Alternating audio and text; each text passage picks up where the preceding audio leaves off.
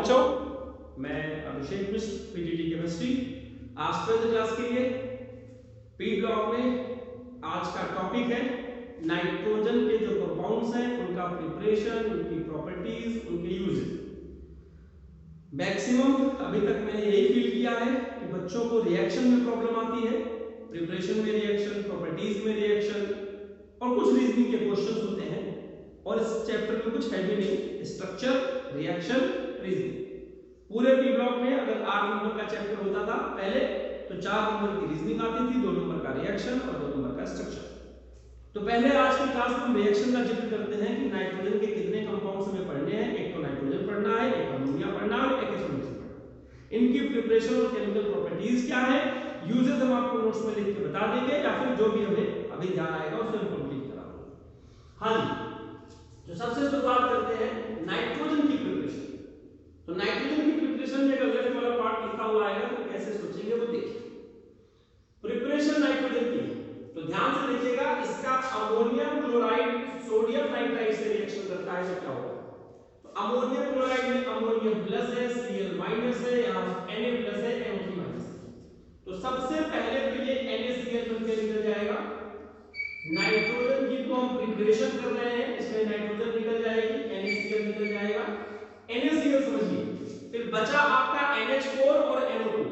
तो NH4 NO2 जो है एक अनस्टेबल कंपाउंड है जो हीट करने पर दोनों नाइट्रोजन को अलग कर देता है और 2H2 को अलग कर देता है। यहां पर 2H2 को अलग कर देता है। कोई भी केमिकल रिएक्शन याद करना मुश्किल नहीं है, मैंने थोड़ा सा कहा, उसे फील करिए, समझिए कि वो कैसा बिहेवियर शो करेगा। अगर हम बात करें अमोनियम डाइक्रोमेट को हीट करने की, तो प्लीज समझिएगा यहां डाइक्रोमेट का ऑक्सीडेशन स्टेट 6 है। शायद आपने पढ़ा हो कि क्रोमियम नहीं पढ़ा हो तो फिर से देख लीजिए कि क्रोमियम की +3 स्टेट ज्यादा स्टेबल होगी। यहां क्या है, +6 है तो +3 में कन्वर्ट होगा और ऑक्सीजन के साथ कन्वर्ट होगा, क्योंकि क्रोमियम यहां सबसे ज्यादा इलेक्ट्रोपॉजिटिव है और ऑक्सीजन सबसे ज्यादा इलेक्ट्रोनेगेटिव है। सारे एटम को अलग कर लीजिए, नाइट्रोजन को, हाइड्रोजन को, क्रोमियम को, ऑक्सीजन, तो पता चलेगा सबसे ज्यादा इलेक्ट्रोपॉजिटिव, सबसे ज्यादा इलेक्ट्रोनेगेटिव से रिएक्शन करता है ऑक्सीजन की वैलेंसी 2 होती है, यहां 3, यहां 2, क्रॉस मल्टीप्लाई करके देखिए जो बनेगा वो बनेगा CH2O3। फिर से समझिएगा, यहां फिर से अमोनियम बचा NH4 और यहां पर 4 ऑक्सीजन बच गए। फिर से दोनों नाइट्रोजन यहां पर अलग हो जाएंगे और जो H2O आप चेक कर लेंगे 4H2 यहां पर मिल जाएगा। इसे बेरियम अजाइड कहते हैं, अजाइड बोलते हैं, एंट्री इसकी वैलेंसी 1 होती है। तो इसको हीट करते हैं तो बेरियम अलग हो जाता है और अजाइड अलग हो जाता है। इसी तरह सोडियम अजाइड का रिएक्शन है जो एग्जाम में आया। प्रॉपर्टीज की बात करूं तो नाइट्रोजन में ट्रिपल बॉन्ड होता है जो कि बॉन्ड एनर्जी इसकी बहुत ज्यादा होती है, स्ट्रॉन्ग बॉन्ड होता है, इसलिए रूम टेंपरेचर पर ये केमिकल रिएक्शन नहीं करता। इस वजह इसको हीट करने की जरूरत है। Because of high bond dissociation enthalpy of n triple bond n, it is chemically inert at room temperature. बहुत हीट करना पड़ेगा फिर रिएक्शन करेगा, बहुत हीट कर रहे हैं। लिथियम की रिएक्शन नाइट्रोजन से करेंगे, लिथियम की वैलेंसी 1, नाइट्रोजन की वैलेंसी 3, बनेगा Li3n। बैलेंसिंग आप कर लीजिएगा कैसे करेंगे, यहां 6 आ जाएगा, शायद यहां 3 आ जाएगा और यहां पे जाएगा 2। बैलेंसिंग आप अपने आप देख लीजिएगा, शायद कुछ गड़बड़ी हो रही है। Li3n बनेगा 6Li, यहां पे कुछ नहीं रहेगा, ये 3 आने की जरूरत नहीं है। Mg की वैलेंसी 3O2 होती है तो Mg3n2 बन जाएगा। सिंपल सा है, समझना ज्यादा नहीं है। This is Haber process of the formation of ammonia. NH3 और यहां पर हीट निकलती है तो हीट का अमाउंट यहां पर है 92 किलो जूल निकलता है, इसे आपको याद करने की जरूरत नहीं है, हम लोग को बताते बताते याद हो जाता है। और ये कंडीशन है 773 और 200 से 300 केटीएम प्रेशर और 773 केल्विन टेंपरेचर। कैटलिस्ट यहां पर आयरन है जो रेट ऑफ रिएक्शन को बढ़ाता है, मॉलिब्डेनम प्रमोटर है जो Fe की कैपेसिटी को बढ़ाता है, प्रमोटर कैटलिस्ट की एफिशिएंसी को बढ़ाता है। और this reaction is favourable at low temperature and high pressure. क्यों? क्योंकि एक्सोथर्मिक रिएक्शन है और एक रूल है आपका 11th क्लास का केमिकल इक्विलिब्रियम देखा कि exothermic reversible reactions are favourable by low temperature and high pressure. What are two conditions? Low temperature and high pressure are the favorable conditions for the formation of more ammonia. और exam में अगर ये पूछ लिया जाए कि low temperature favourable है but यहाँ टेम्परेचर कंपैरेटिवली हाई है 773 केल्विन लो नहीं होता, तो हम ये कहेंगे इसका रीजन देंगे ऐसा क्यों है, because experimentally it has been found that below this temperature rate of reaction is very slow. तो ये इसके लिए लो टेम्परेचर माना है. इससे अगर कम कर देंगे तो रेट ऑफ रिएक्शन होगी. और NO और O के मिलने से एंडोथर्मिक रिएक्शन है, नाइट्रोजन ऑक्साइड बनता है और यहां पर हीट इन्वॉल्व होती है, इसे बोलते हैं एंडोथर्मिक रिएक्शन. नाइट्रोजन का यूज चिप्स के पैकेट में किया जाता है इन एटमॉस्फेयर के लिए, रेफ्रिजरेंट के रूप में यूज किया जाता है और नाइट्रोजन के कंपाउंड्स की सारे बनाने के लिए उसका यूज किया जाता है. अमोनिया की बात करते हैं. उम्मीद है रिएक्शन का तरीका समझ में आया होगा. हमारे साथ अपने आप को खुद सोचकर चलेंगे तो आपको अच्छा लगेगा, रिएक्शन आसानी से हो जाएगा. सबसे पहले जब यूरिया का फार्मूला है, याद रखना यूरिया पहला ऑर्गेनिक कंपाउंड था जिसे लैब में बनाया गया, कोई वो लैब के साइंटिस्टों ने बनाया अमोनियम साइनाइड को हीट करके. तो यूरिया की जब हाइड्रोलिसिस करते हैं तो अमोनियम कार्बोनेट बनता है और अमोनियम कार्बोनेट को हीट कर देते हैं तो अमोनिया निकल जाती है और आपका CO2 निकल जाता है और आपका H2 निकल जाता है. बैलेंसिंग कर लीजिए. यहां पर NH4 प्लस है, Cl माइनस है, Ca प्लस है, OH माइनस है, तो CaCl2 यहां पे निकल जाएगा प्लस NH4 OH बनेगा. ध्यान से समझिएगा, NH4 OH को लिक्विड अमोनिया कहते हैं, यानी उसको NH3 प्लस H2O लिख सकते हैं. लिक्विड अमोनिया को NH4 OH ही कहते हैं. इसका अमोनियम इसके हाइड्रोक्साइड के साथ फिर से NH4OH बना, इसका सोडियम इसके सल्फेट के साथ सोडियम सल्फेट बनेगा और फिर से NH3, बैलेंसिंग अपने आप कर लीजिएगा, H2 बन जाएगा. इसका जिंक हाइड्रोक्साइड बनाएगा. प्रॉपर्टीज की बात कर रहे हैं, प्रॉपर्टीज में बात कर ले, जिंक हाइड्रोक्साइड बनेगा, अमोनियम सल्फेट बनेगा, अमोनियम सल्फेट. और प्रॉपर्टीज के पहले मैं अमोनिया के स्ट्रक्चर का जिक्र कर दूंगा आपसे जरा. अमोनिया में एक लोन पेयर होता है, बेंड स्ट्रक्चर होता है, आप जानते हैं 7.5 का बॉन्ड एंगल होता है NH का. पिरामिडल शेप होता है, 11th क्लास में आपने देखा होगा. FeOH का ट्राइस बनेगा और NH4Cl बनेगा. FeOH का ट्राइस बनेगा और NH4Cl बनेगा. कलर बताना भूल गया, ये आपका व्हाइट पीपीटी है और ये आपका ग्रीन पीपीटी. एक बार चेक कर लीजिए ग्रीन या ब्राउन पीपीटी होगा, एनसीईआरटी में देख लीजिए. This is the most important reaction कि जब blue solution of copper sulphate ammonia से रिएक्शन करता है तो एक कोऑर्डिनेशन कंपाउंड बनता है जिसके चक्कर में ये सॉल्यूशन ब्लू से डीप ब्लू हो जाता है. मोस्ट इंपॉर्टेंट रिएक्शन के साथ देखना पड़ेगा एग्जाम में. When the blue solution of copper sulfate reacts with ammonia, due to the formation of coordination complexes, it becomes deep blue in color. White PPT of AgCl when reacts with ammonia, due to the formation of coordination complexes, the solution becomes black. ये black हो जाता है, sorry colourless हो जाता है, sorry यहाँ पर colourless हो जाएगा. ये हो गया आपका अमोनिया. अमोनिया का यूज फर्टिलाइजर बनाने में किया जाता है, अमोनिया का यूज HNO3 बनाने में किया जाता है, अमोनिया से ढेर सारे फर्टिलाइजर बनते हैं, रेफ्रिजरेशन में भी अमोनिया का यूज किया जाता है. वो अपन से HNO3 की बात करिए, NaNO3 की रिएक्शन H2SO4 से कराया तो इसका H और इसका NO3 मिलके HNO3 बन गए और उसका Na और उसका HSO4 मिलके NaHSO4. This is the called Ostwald process for the formation of HNO3 which involves oxidation of ammonia.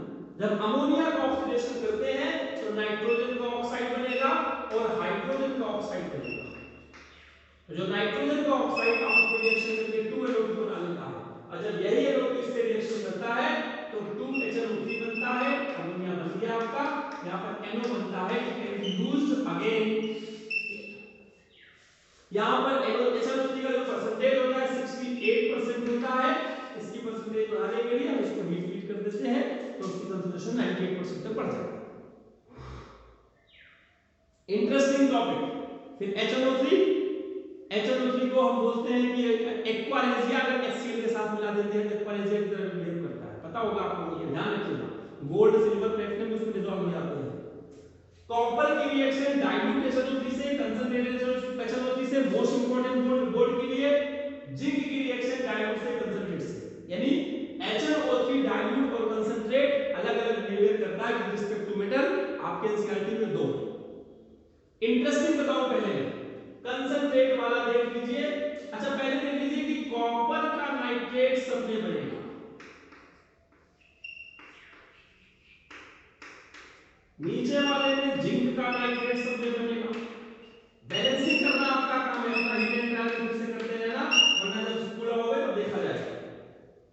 अब नाइट्रोजन का जो रिडक्शन होता है यहाँ पे, इस चीज को समझो। कंसंट्रेट वाले केस में दोनों में NO2 बनता है, कंसंट्रेट वाले केस में दोनों में NO2 बनता है, और डाइल्यूट वाले कॉपर में NO बनेगा और जिंक में N2O बनेगा। दिस इज इंपॉर्टेंट, कॉपर में NO और जिंक में N2O। सिंपल सा तरीका है, और बाकी सब में H2O बन के निकल जाएगा। इतना H2O होगा, ये आपका अपना तरीका है, अपने हिसाब से उसे बैलेंस करते रहिए। रेडॉक्स रिएक्शन में सिखाया है बैलेंसिंग, उस तरीके से आप बैलेंस कर सकते हैं। इन सब केस में क्या होता है, I का ऑक्सीडेशन HiO3 में हुआ, कार्बन का ऑक्सीडेशन CO2 में हुआ, actually HNO3 is strong oxidising agent, sulphur का ऑक्सीडेशन H2SO4 में हुआ, और फास्फोरस का ऑक्सीडेशन H3PO4 में। तो जाहिर सी बात है नाइट्रोजन का रिडक्शन भी होगा, यहां पर आपको तकलीफ नहीं उठानी है, सब में NO2 बनेगा। यानी नॉन-मेटल से जब इसका रिएक्शन कराया जाता है तो नाइट्रोजन जब रिड्यूस होगा केवल NO2 में रिड्यूस होगा और स्पीशीज नहीं बनती। बाकी H2O आप जानते हैं। बेटा मैं सिर्फ इतना समझता हूं कि केमिस्ट्री में अगर थोड़ा सा दिल लगाइएगा तो सारे रिएक्शन अपने आप क्लियर हो जाएंगे। जैसा हमारा बिहेवियर होता है, माँ बाप के लिए दूसरा बिहेवियर होता है, दोस्तों के लिए दूसरा बिहेवियर होता है, गर्लफ्रेंड के लिए दूसरा बिहेवियर होगा, वाइफ के लिए दूसरा बिहेवियर होगा। तो उसी तरीके से ये HNO3 कार्बन अगर कॉपर से रिएक्शन करेगा तो डाइल्यूट वाला अलग करेगा, कंसंट्रेट वाला अलग करेगा, उसका अपना तरीका। तो इस तरीके से हम ये नहीं कह सकते कि ये इतना बार-बार रिएक्शन क्यों करता है, उसका नेचर है, जैसे ह्यूमन नेचर। उसी तरह से सारे एलिमेंट्स अपने आप को रिप्रेजेंट करते हैं। HNO3 का अगर हम यूजेस बताना चाहें तो एक्वारेजिया बनाने में, ऑक्सीडाइजिंग एजेंट के रूप में, और बाकी आपको व्हाट्सएप में मिल जाएगा। और मुझे लगता है कि मैंने नाइट्रोजन फैमिली की सारी बात बता दी है। हाँ, नाइट्रोजन के कुछ कंपाउंड्स थे, उनका स्ट्रक्चर जो मैं आपको बता देता हूं वो आप देख लीजिए अगर आप समझना चाहते हैं तो। इसके बाद नाइट्रोजन की फैमिली पूरी हो जाएगी हमारी। जैसे NO, इसका N है, डबल बॉन्ड है, O है, इसका ऑड इलेक्ट्रॉन है, इसके ये इलेक्ट्रॉन NO2, N है, डबल बॉन्ड है, सिंगल बॉन्ड है, ऑड इलेक्ट्रॉन, और ये ऑड इलेक्ट्रॉन है, यहां पे इलेक्ट्रॉन 4, इलेक्ट्रॉन 6, ये कोऑर्डिनेट बॉन्ड है। इसी को N2O4 कर दो, जस्ट डबल कर दो, तो 2 N बना दो, N double bond single bond, 1 2 3 4, 1 2 3 4 5 6, फिर यहां पे N double bond single bond, 1 2 3 4 5 6, 1 2 3 4, ये इसका इलेक्ट्रॉन खाली, इसका इलेक्ट्रॉन खाली, इससे बॉन्डिंग कर दो, N2O4 हो जाएगा। N2O3 बनाना है, इसी में से एक ऑक्सीजन कोई भी एक गायब कर दीजिए, नाइट्रोजन ये इसी को गायब कर दिया, ये हो गया आपका 2 इलेक्ट्रॉन वहां बॉन्डिंग हो गया, और एक यहां ऊपर चला गया, दो यहां नीचे। और अगर N2O5 बनाना है, उसी में एक इलेक्ट्रॉन और जोड़ दीजिए इसके बीच में, तो नाइट्रोजन ऑक्सीजन नाइट्रोजन, तो जैसे आप लिखते थे वैसे। मुश्किल बिल्कुल नहीं है, सोचना है।